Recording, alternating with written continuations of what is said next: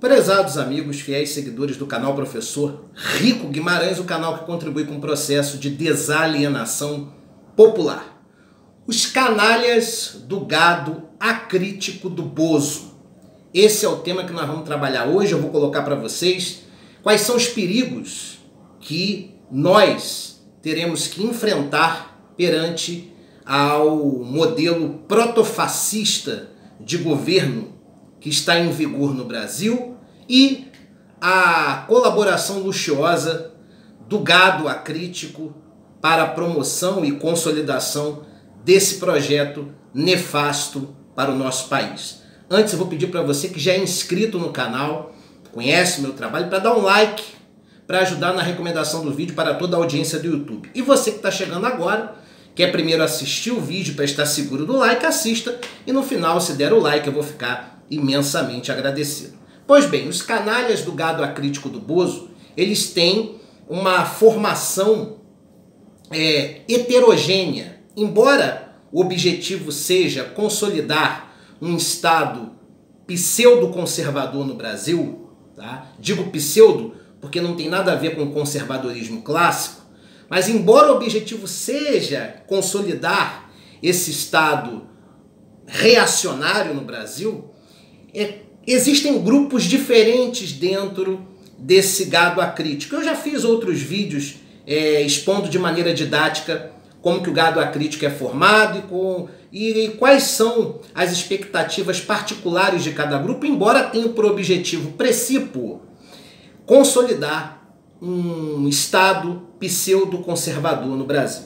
Pois bem, a primeira coisa que eu queria colocar é justamente o perigo para as instituições da República e para a própria democracia em relação ao modus operandi desse gado acrítico.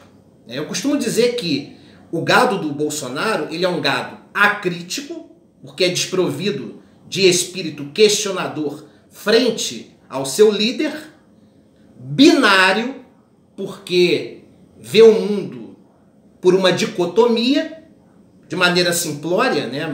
Bem contra mal, preto contra branco, não existem outras cores, doce ou salgado, não há amargo, azedo ou insípido. Não, é um gado simplório que é escravo de dicotomias, né? Ele dicotomiza tudo no que concerne ao debate político. É alienado porque não consegue enxergar de maneira profunda todo o projeto que envolve a chegada dos reacionários no poder e muitas vezes acham que vão participar com uma fatia desse poder e na verdade estão sendo apenas usados como massa de manobra. É ignorante porque despreza a ciência, persegue os intelectuais, os professores, os filósofos, enfim, aqueles que têm por objetivo pensar o Brasil, pensar o mundo. E essas pessoas, como defendem uma retidão padronizadora de costumes e valores morais, querem apenas que uma visão se sobressaia sobre as demais, que querem impor uma agenda reacionária no país, que eu chamo de pseudo-conservadora, em detrimento da pluralidade cultural, né, e do maior apreço pelo intelecto e pela ciência. Pois bem, e por que eu consigo corroborar essa minha assertiva? Pelo modus operandi dos membros desse gado acrítico, né? Seja de maneira histriônica ou até mesmo violenta. Vejam só, eu posso citar alguns exemplos aqui. A manifestação pacífica dos profissionais da saúde em Brasília, que estavam lá com as suas cruzes, manifestando-se dentro do Estado Democrático de Direito como uma forma de repúdio à falta de organização e responsabilidade do presidente da República no que concerne à política de saúde, né? A política que pode salvar vidas, em relação principalmente à maneira como o presidente tratou da questão da Covid-19, que era uma gripezinha, que não ia chegar a 1.000 mortos, se chegasse a 800 era muito. Estamos aí numa realidade de quase 50.000 mortes provocadas pelo coronavírus, né? Nós temos aí, daqui a pouco, 1 milhão de casos no Brasil, fora os casos subnotificados e as mortes subnotificadas também, que estão inventando uma tal de síndrome da deficiência aguda respiratória, que na verdade é uma desculpa esfarrapada para vários pacientes que faleceram através da Covid-19, né? E a falta de responsabilidade do presidente com a saúde pública. Então esses profissionais, né, que são os autênticos heróis da nação, os nossos guerreiros, né, tanto das atividades fim, como médicos, enfermeiros e outros profissionais, como também das atividades meio, como o pessoal da recepção e aqueles que cuidam da estrutura do hospital, da alimentação dos pacientes, etc. Pois bem, todos esses profissionais que são autênticos guerreiros estavam lá em Brasília, né, exercendo o seu direito à liberdade de expressão e reclamando da falta de responsabilidade do presidente da República no que concerne à saúde pública. Pois bem, foram atacados física e verbalmente por esses idiotas do gado acrítico. Tá? Outro exemplo também que me comoveu muito, a manifestação que ocorreu em Copacabana, na zona sul do Rio de Janeiro, né, no qual os cidadãos estavam chorando as mortes das vítimas do coronavírus e cobrando do governo uma política mais adulta e assertiva no combate à doença. Pois bem, um pai de família, né, um pai de uma vítima da Covid, foi agredido por esses membros histriônicos do gado acrítico, teve a cruz arrancada, foi ofendido, xingaram ele, vários palavrões, né? Não respeitaram a memória do filho dele, não respeitaram a dor autêntica de um pai que perdeu seu filho para a irresponsabilidade de um governo no que concerne à saúde pública. Né? Outro exemplo, claro, né, ridículo, isso vem acontecendo pelo Brasil inteiro, mas ocorreu também no Rio de Janeiro, no Hospital Municipal Ronaldo Gazola. Né? Tem duas versões, mas para mim as duas são muito lamentáveis.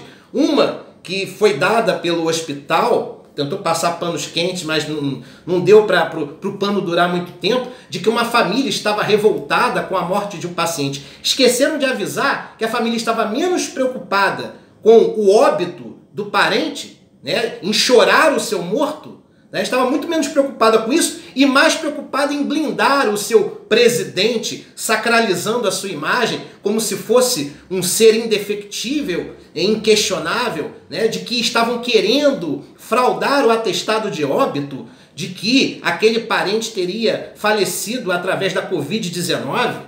Meu Deus do céu, eles se preocuparam mais com o presidente da República do que com o parente, né, que havia falecido. Olha só a insanidade dessas pessoas. E tem uma outra versão também que para mim é a mais correta, que na verdade, o que é muito mais grave, um grupo, uma quadrilha ter invadido o hospital, tocado o terror, batido nas portas dos leitos, até agredido alguns profissionais da saúde para poder verificar, por ordem do presidente da República, por recomendação dele um dia antes, verificar se existiam realmente pacientes da Covid-19.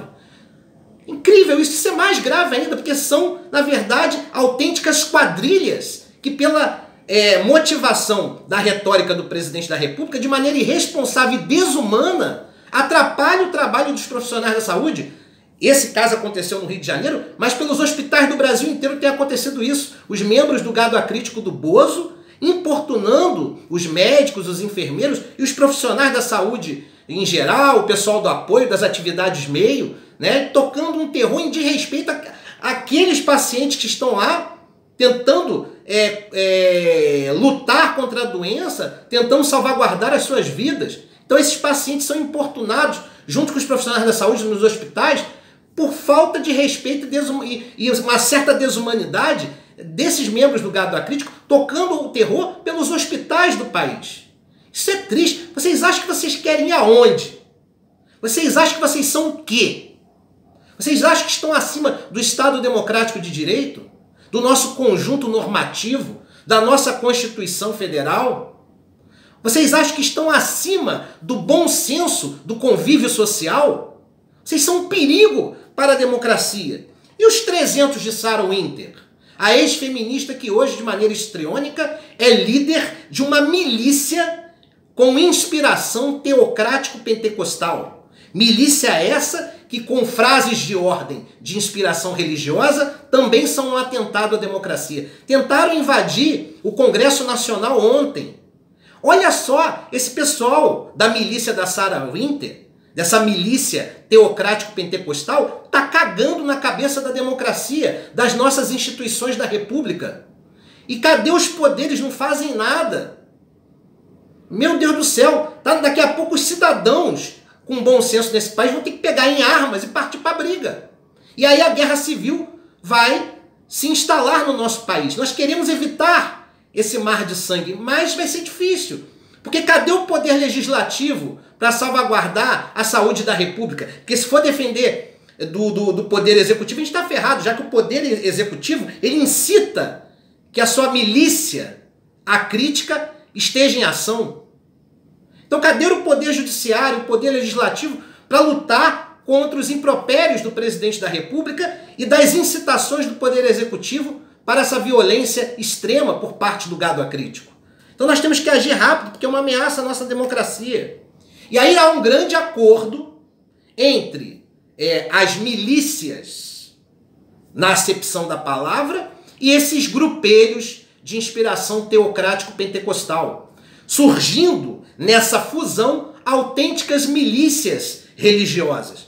Isso é muito perigoso, certo? Muito perigoso. Eu estava falando outro dia, a declaração do ministro, né, da Deseducação, Abraham Weintraub, de que tinha que colocar os ministros do STF na cadeia. Quem é ele para isso? Que autoridade ele tem perante o bastião da República para fazer isso? Outro vídeo que eu fiz e que eu agradeço muito a audiência de todos vocês, está chegando a 10 mil views nesse momento, em menos de 2 dias, os canalhas da fé, que eu falei do Valdomiro Santiago e o seu feijão mágico, do Edir Macedo, que já teve um prejuízo de 30 milhões de reais e que está sendo segurado pela Record e que quer a todo custo reativar as suas igrejas. Em alguns municípios já conseguiu até liminares para colocar as pessoas nas ruas, né? E também conseguir, por consequência, fazer com que essas pessoas participem de cultos. Um atentado à saúde pública. E falei do Malafaia, que garantiu que era amigo de um médico do Hospital Gafren-Guinle, que é um hospital referência no Rio de Janeiro, de que a Covid-19 era uma farsa, que o isolamento horizontal não deveria ocorrer, que as pessoas tinham que ir para as ruas, tinham que reativar o comércio, que tinha que se chegar a uma normalidade. E agora, senhor Silas Malafaia, você responde pelos quase 50 mil mortos da Covid-19, seu bandido, vagabundo, canalha? Você responde pela dor de quase 50 mil famílias, pela dor de mães, pais, filhos e parentes em geral, irmãos, cônjuges, que essa dor que está vindo do sofrimento dessas pessoas, vendo seus entes queridos vindo a falecimento? Você vai responder por isso agora, Silas Malafaia? Eu não tenho medo de você não, falo diretamente. Quem dera esse vídeo dos canalhas da fé, e esse aqui agora chega em suas mãos. Porque eu não tenho medo de responder processo perante um canalha da fé como você. Entendeu? De maneira assertiva eu afirmo, não só você, mas esses membros do gado acrítico, binário, alienado e ignorante do Bolsonaro, vocês todos que estão incentivando a ida das pessoas para as ruas, né, a reativação do comércio, que estão defendendo o não isolamento, que fizeram uma série de declarações contra o isolamento horizontal lá atrás e que até hoje se mostram contrários, até mesmo o isolamento vertical, vocês, todos vocês, têm que ser imputados como assassinos das vítimas da Covid-19, tanto aquelas que foram como aquelas que infelizmente ainda irão. Vocês têm que ser imputados como assassinos. É revoltante. Tá? E aí, claro, nós vemos aí essa atmosfera de ameaça à democracia e aí a gente pergunta, né, eu coloquei também, foi tema de um vídeo, se seria possível ter um golpe de Estado promovido por Jair Bolsonaro. E aí eu coloquei 3 requisitos fundamentais para que um golpe se estabeleça, para que ele tenha pelo menos legitimidade, já que legalidade não terá, uma vez que um golpe de Estado nunca é legal, né? Ou seja, nunca está em consonância com a lei e, no caso, com a Carta Magna, que é a Constituição. Então, é importante a gente colocar aqui, primeiro, que aquele artigo 142 da Constituição Federal, ele não legitima, né, a intervenção federal da maneira como está sendo colocado, né, uma nova ditadura ou uma intervenção com amplos poderes para o presidente da República. Quem diz que o artigo 142 defende isso está flertando com a ignorância. Porque o artigo 142 é apenas uma exceção extrema quando um dos poderes se sente ameaçado. Então, na verdade, seria muito mais legítimo que o Poder Judiciário ou o Poder Legislativo, ameaçados pelo Poder Executivo na atual conjuntura, que eles evocassem o artigo 142 da Constituição Federal. Então, na verdade, esse artigo 142, ele depõe contra Jair Bolsonaro, contra a sua irresponsabilidade e inapetência no cargo mais alto da nação. Ok? E eu coloquei, são 3 requisitos para ter um golpe. Você tem que ter apoio popular, Bolsonaro não tem. Ele tem um conjunto de milícias e um gado alienado, não tão perigoso, mas que o apoia simbolicamente, em torno de 30% da população. Mas ele não tem mais do que isso. Ele está isolado. Precisou se vender para o Centrão para conseguir ter governabilidade. Precisou estabelecer o pacto pragmático de governabilidade para se manter vivo no poder. Então ele não tem apoio popular. Outro requisito importante, ele não tem apoio das Forças Armadas. Eu já falei que as Forças Armadas, em especial o Exército, estão fragmentadas. Existe um grupo minoritário que apoia Bolsonaro. Mas esse grupo, embora seja histriônico, barulhento, ele não tem apoio do clube militar. Ele precisa ter sustentação militar para que tenha um mínimo de legitimidade um golpe de Estado. Até Getúlio Vargas, que implementou o Estado Novo em 1937, embora tenha sido uma ditadura de natureza civil, ele precisou do apoio da estrutura militar para poder dar legitimidade ao seu golpe. E um terceiro requisito, talvez o mais importante de todos ao olhar da legitimidade, ele não tem pelo menos metade do apoio da imprensa. Em 1937, Getúlio, através do DIP, Departamento de Imprensa e Propaganda, por um projeto que durou quase 7 anos, na manipulação dos meios de comunicação, ele conseguiu ter quase 90% de apoio da imprensa para poder promover o golpe do Estado Novo em 1937. E em 1964, pelo menos metade da imprensa estava em conluio com os atores principais do golpe civil-militar.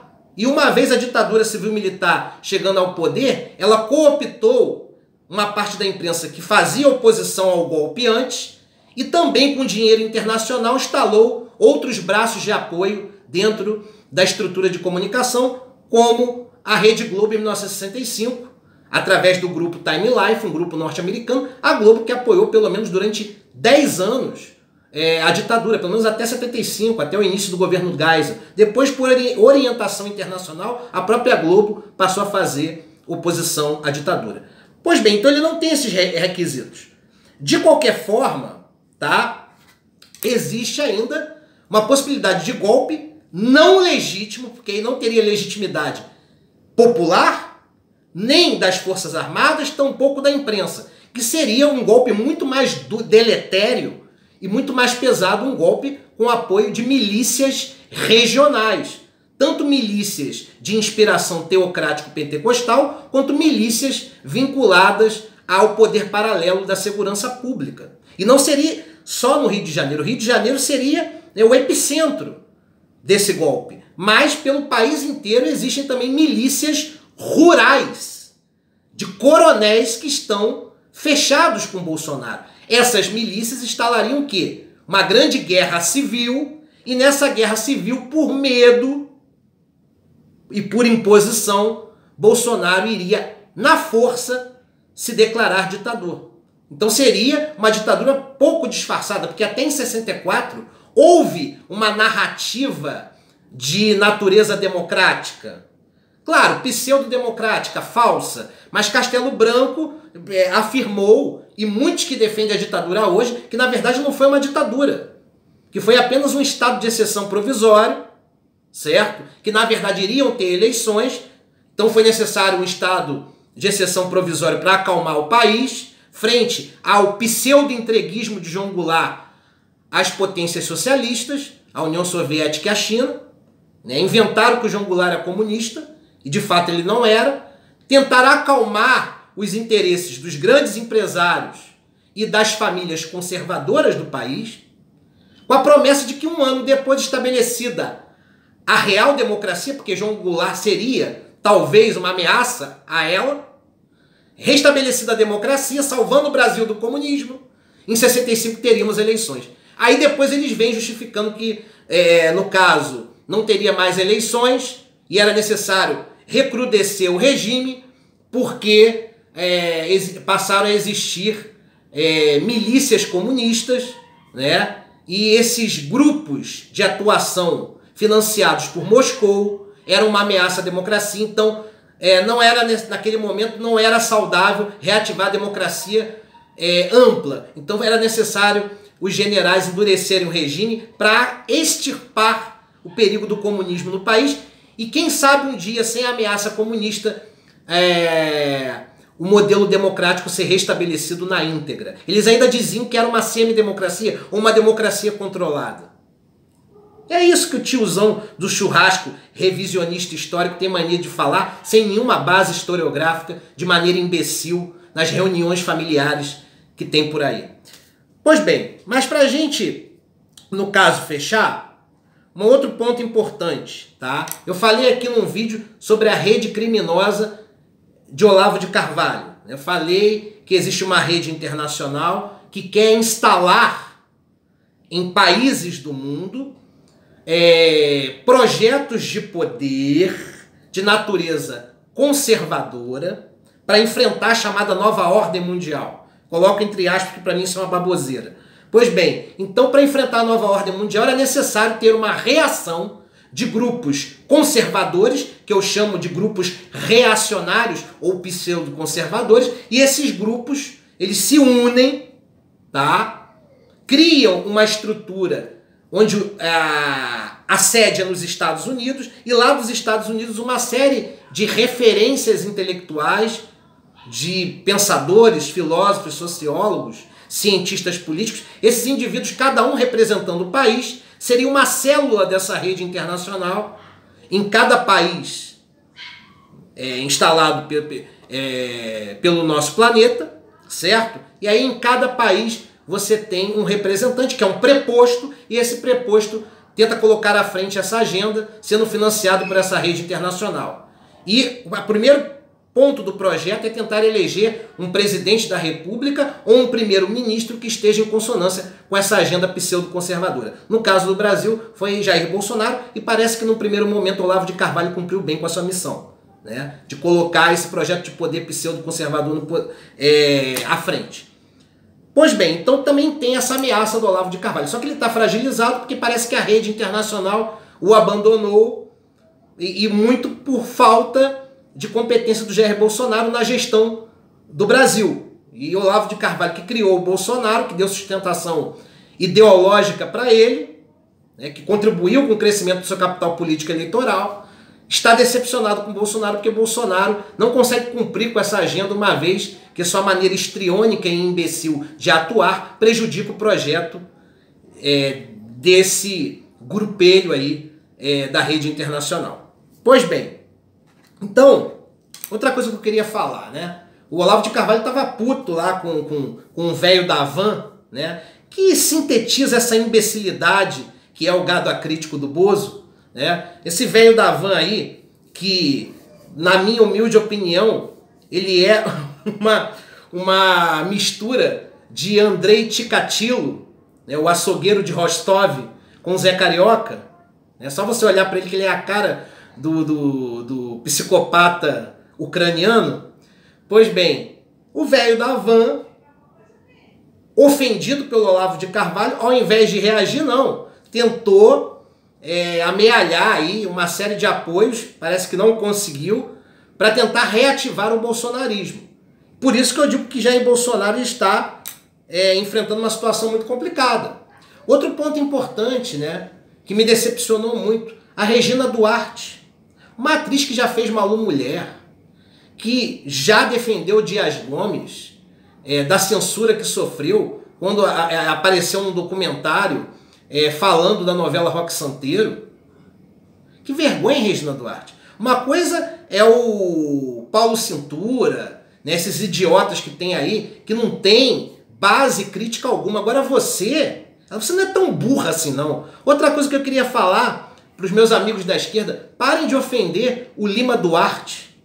O Lima Duarte já contribuiu muito para as artes do nosso país. Lima Duarte do teatro de arena, das grandes novelas, das grandes minisséries, um homem que foi ativo no teatro, e no teatro crítico contra a ditadura. Um homem que tem todo um legado, que errou sim, votou no Aécio, falou mal do Lula, mas ele está se redimindo. Pior é outro velho, que é caquético, Silvio Santos, que está se vendendo para o bolsonarismo. Esse que vocês têm que pisar. Ok, gente? Um abraço.